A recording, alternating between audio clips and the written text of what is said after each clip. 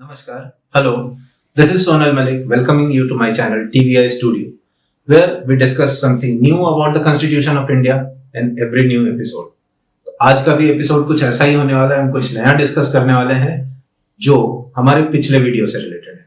हमारा पिछला वीडियो यानी आर्टिकल 19 क्लॉज 1 और आज हम डिस्कस करेंगे क्लॉज 2 के बारे में. और ये जो है ये रिलेटेड है फ्रीडम ऑफ स्पीच से. तो पिछले एपिसोड में हमने डिस्कस किया था freedom of speech and freedom of expression. आज हमारा सब्जेक्ट है restrictions on freedom of speech. इससे पहले कि मैं क्लॉज 2 पे जाऊं, मैं आपको कुछ और भी चीज बताना चाहता हूं.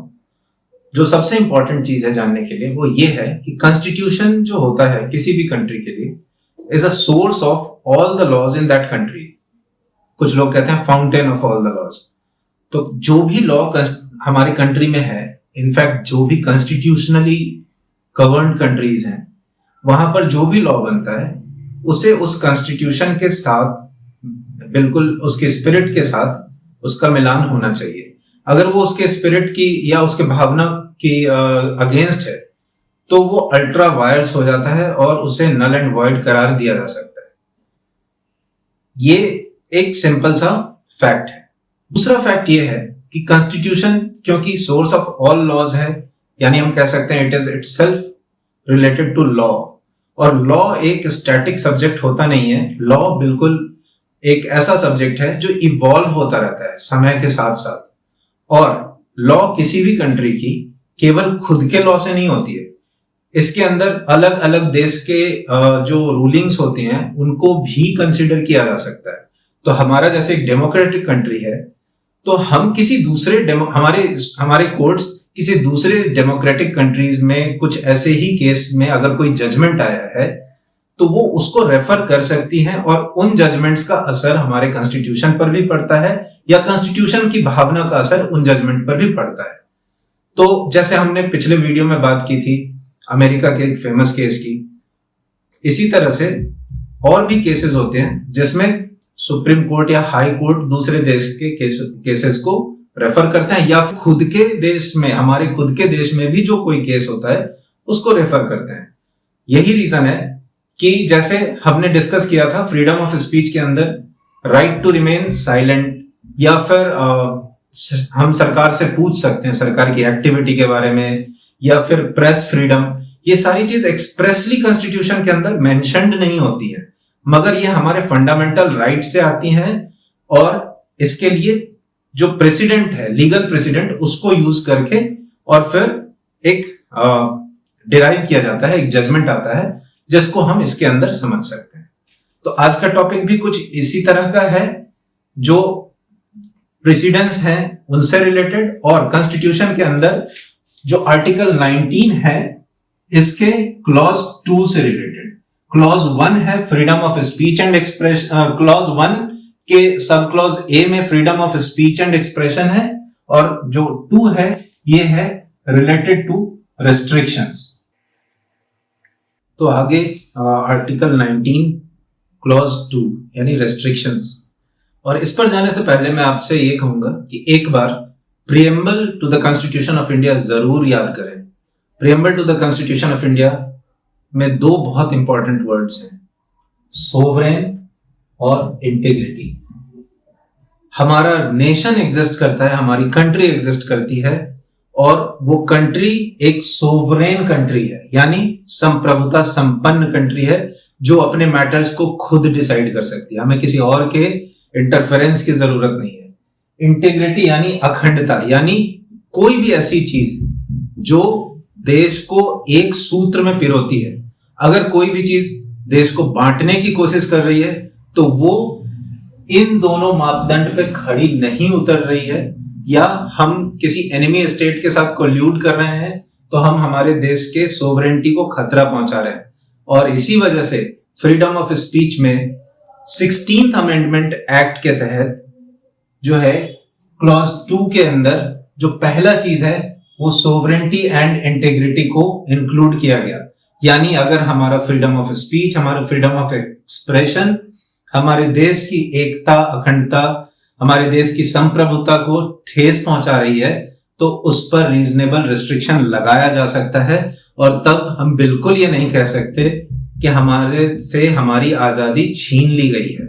तो अगर कोई भी कहीं खड़ा होकर ये कहता है कि देश के टुकड़े होंगे, या पंजाब अलग करो, कश्मीर अलग करो, तमिलनाडु अलग करो, then he is not acting as per the spirit of the constitution, और उस समय हमसे हमारी आजादी छीनी जा सकती है।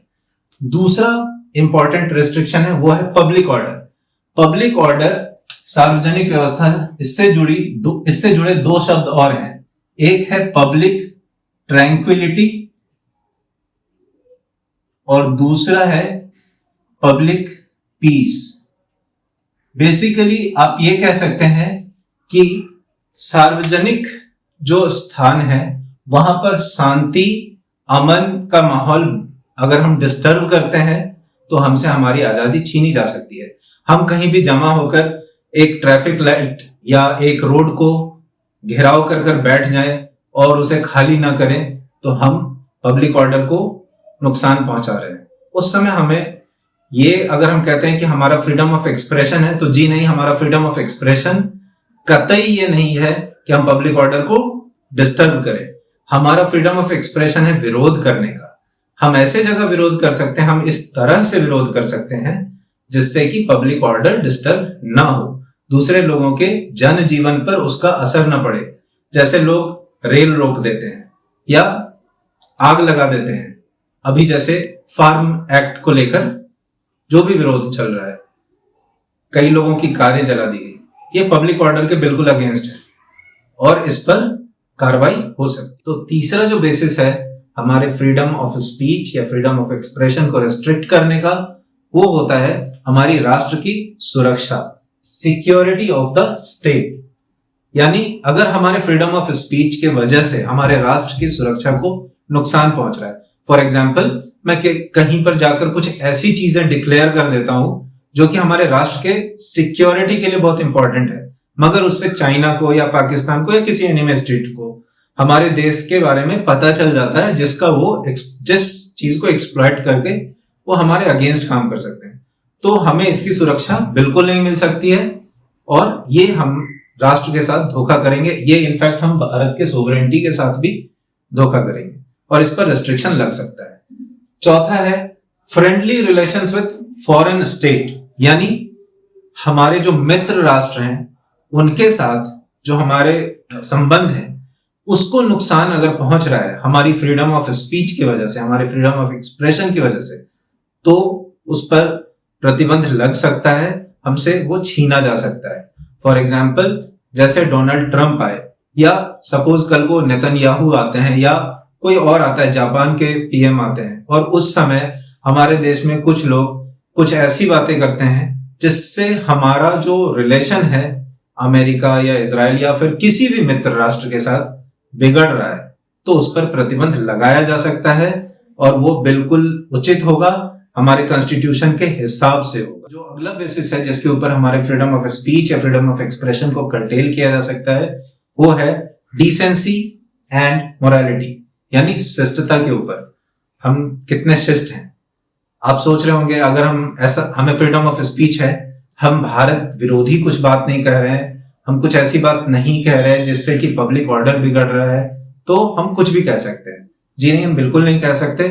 यही वजह है कि कोई कलाकार, कोई सिंगर एक गाना गाए जिसमें गालियां भरी हुई है या जो हमारे देश की महिलाओं के ऊपर कुछ भद्दे कमेंट्स हैं, तो उसके ऊपर केस हो सकता है कि वो डिसेंसी और मोरालिटी का उल्लंघन कर रहा है और उसे उसका दंड भुगतना पड़ेगा। ये हम कर सकते हैं। कोई स्वरा भास्कर आकर कुछ भी बोल सकती है, ऐसा नहीं है। आप, मैं या कोई भी भारत का नागरिक उसके ऊपर केस कर सकते हैं। ये आपके ऊपर है कि आप करते हैं या नहीं करते हैं। इक्वली ट्रू है कि हम साइबर बुलिंग नहीं कर सकते। हम जाकर स्वरा भास्कर को उसके टाइमलाइन पर गालियां नहीं दे सकते जस्ट बिकॉज हमें उसकी बात बुरी लग रही है। तो ये डिसेंसी एंड मोरालिटी है। अगला जो पॉइंट है वो है कंटेम्प्ट ऑफ कोर्ट, यानी हम ऐसा कुछ नहीं कह सकते जिससे कि हमारे न्यायिक व्यवस्था, जो हमारे न्यायालय हैं, उनका अपमान होता हो। यही वजह है कि प्रशांत भूषण ने जब हमारे चीफ जस्टिस के ऊपर कुछ भी कमेंट कहा और उनके पास उसका कोई सबूत नहीं है, बस उन्होंने कह दिया, तो उनको दोषी पाया गया। अब ये अलग बात है कि उन्हें सिर्फ 1 रुपए का चालान देना पड़ा और किसी और को कुछ ज्यादा देना पड़ता, वो एक अलग डिस्कशन का मैटर है। मगर इस वजह से उनके फ्रीडम ऑफ स्पीच को कर्टेल किया जा सकता है, ये यहां पर प्रावधान है। तो अगला बेसिस है हमारे फ्रीडम ऑफ एक्सप्रेशन को कर्टेल करने के लिए मानहानि यानी डेफेमेशन। डेफेमेशन यानी फॉर एग्जाम्पल, अगर आपको याद हो, अरविंद केजरीवाल जी ने अरुण जेटली के ऊपर बहुत कुछ कहा, केस हुआ उनके ऊपर और लास्ट में उन्हें माफी मांगनी पड़ी अरुण जेटली से, क्योंकि उन्होंने जो भी कहा था उसका कोई बेसिस नहीं था, उन्होंने बस कह दिया था। तो अगर वो इस पर माफी नहीं मांगते तो उनका फ्रीडम ऑफ स्पीच छीना जा सकता था। जस्ट बिकॉज हमें फ्रीडम ऑफ स्पीच है, हम किसी के बारे में कुछ भी नहीं कह सकते। एक कहावत है इंग्लिश में, your freedom ends where my nose starts, यानी हम एक छड़ी लेकर रास्ते में घुमाते हुए जाएं और हमारे पीछे वाले के नाक में अगर वो लगे तो वो गलत है। हम वहीं तक छड़ी घुमा सकते हैं जहां तक उसकी नाक नहीं है। तो हमारा फ्रीडम ऑफ स्पीच भी वहीं तक है जहां तक दूसरे के सम्मान पे कोई ठेस नहीं पहुंच रहा है। अगला बेसिस है इंसाइटमेंट टू एन ऑफेंस, यानी किसी को किसी तरह का अपराध करने के लिए उकसाना। तो हमारे फ्रीडम ऑफ स्पीच का तात्पर्य बिल्कुल ये नहीं है कि हम किसी को किसी तरह का अपराध करने के लिए भड़काएं, उकसाएं, और अगर ऐसा हम करते हैं तो हमारे फ्रीडम ऑफ एक्सप्रेशन को वहां पर कर्टेल किया जा सकता है। अब ये तो हो गए बेसिस। अगर आप इसको और बेहतर समझना चाहते हैं तो आप कई केसेस को रेफर कर सकते हैं। फॉर एग्जाम्पल, कोई आर्टिस्ट कोई भद्दा सा चित्र बनाता है, किसी पर्टिकुलर फेथ के देवी देवताओं को गलत तरीके से दिखाता है, वो यहां पर आता है। इसी तरह से कोई लोगों को एक जगह जमा कर भड़का रहा है कि हम दंगा कर सकते हैं या लोगों को ये एहसास दिला सकते हैं कि हमारी शक्ति कितनी है, तो उसको रोका जा सकता है।